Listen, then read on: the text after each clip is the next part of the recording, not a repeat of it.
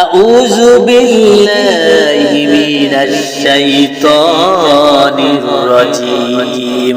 বিসমিল্লাহির রহমানির রহিম।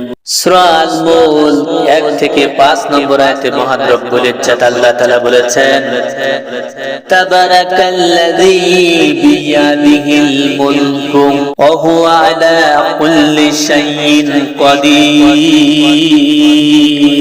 আল্লাহ পাক বলেছেন, বরকতময় সেই সত্তা যার হাতে সর্বময় কর্তৃত্ব, তিনি সব কিছুর উপর ক্ষমতাবান। তিনি মৃত্যু জীবন সৃষ্টি করেছেন তোমাদেরকে পরীক্ষা করার জন্য, কে তোমাদের মধ্যে আমলের দিক থেকে সর্বোত্তম।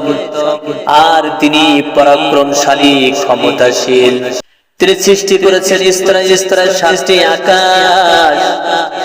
দয়াময় আল্লাহ সৃষ্টিতে তুমি কোনো খুঁত দেখতে পাবে না, আবার তাকিয়ে দেখো কোনো ত্রুটিও দেখতে পাবে না।